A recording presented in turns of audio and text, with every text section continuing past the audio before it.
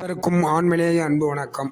அன்பு சொந்தங்களே, இன்றைய சிந்தனையாக 8ஆம் அறிவு பற்றி பார்ப்போம். இது என்ன 8ஆம் அறிவு? உலகில் முதலில் ஓரறிவு உடைய உயிரினம் தோன்றுகிறது. பிறகு அடுத்த பிறவியில் ஈரறிவு உயிரினம் தோன்றுகிறது. இவ்வாறாக 5 பிறவிகள் வரை பிறவிகள் தொடர்ந்து கொண்டே இருக்கிறது. 6வது பிறவியில் மட்டும் மனித பிறவி எடுக்க வேண்டியிருக்கிறது. மனித பிறவியில் மட்டுமே 7, 8, 9, 10 ஆகிய அறிவுகளை பெறும் மிகப்பெரிய வாய்ப்பு கிடைக்கிறது. மற்றபடி 5 அறிவு வரை 5 பிறவிகளை எடுத்தே ஆக வேண்டும். அதனால் தான் அரிது மானிடராய் பிறத்தல் அரிது என்று சான்றோர் பெருமக்கள் கூறியிருக்கின்றார்கள். ஒரு மனிதன் 7ஆம் அறிவான குறிப்பறிவுக்கு வரும் வரை மனம் வேலை செய்து கொண்டே இருக்கும்.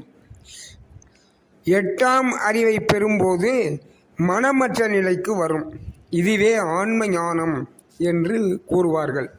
மனம் அற்ற நிலையே ஆன்ம ஞானம். எனவே இந்த நிலையில் பெருமான் கூறுவது போல கண்டதெல்லாம் அனித்தியமே, கேட்டதெல்லாம் பழுதே, கற்றதெல்லாம் வீணே என்ற நிலை வரும்.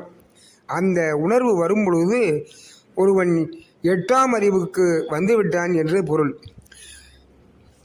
8ஆம் அறிவு என்பது ஒரு வகை ஞான கனல். 8ஆம் அறிவில் உள்ளவர்கள் மனம் செத்து திரியும் யோகிகள் என்பார்கள்.